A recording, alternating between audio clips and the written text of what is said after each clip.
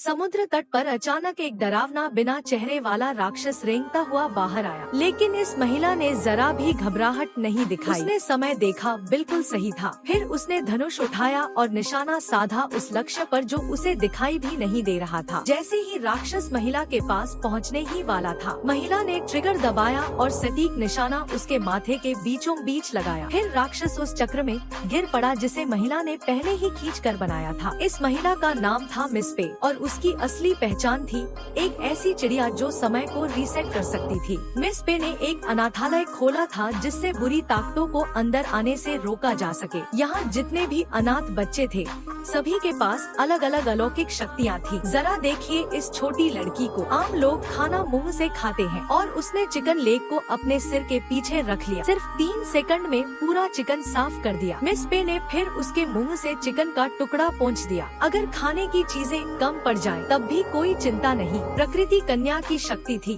किसी भी चीज को अनंत तक बड़ा करना। उसने बस गाजर को देखा और एक इशारा किया। पलक झपकते ही 100 टन की गाजर जमीन से बाहर निकल आई। फिर सबसे छोटी लेकिन सबसे ताकतवर लड़की ने हल्का सा जोर लगाया और वो गाजर जमीन से उखड़कर रसोई तक पहुंच गई। गर्म पानी के लिए आग की जरूरत नहीं। अग्निकन्या ने बस अपनी हथेली केतली पर रखी, पल में ही खौलता हुआ पानी तैयार। और भी बच्चे थे, एक जो मुंह से ततैया निकाल सकता था, एक हल्की सी हवा सी लड़की एमा, लेकिन सबसे रहस्यमय थे जुड़वा लड़के। उनकी शक्ति ग्रीक पौराणिक कथाओं जैसी थी। मास्क उतारते ही लोग डर के मारे कांप उठते। इन सब की शक्तियाँ चाहे जितनी भी हो, पर वे सब मिसपे के बनाए टाइम लूप में फंसे थे। इसलिए सभी 3 सितंबर 1943 के दिन में ही अटके थे और कभी बड़े नहीं होते जब तक 2016 का लड़का जैक नहीं आया। एक दिन जैक को उसके दादा का फोन आया कि घर पर राक्षसों ने हमला किया है। जब जैक पहुंचा, दादा जमीन पर गिरे हुए थे और उनकी आंखें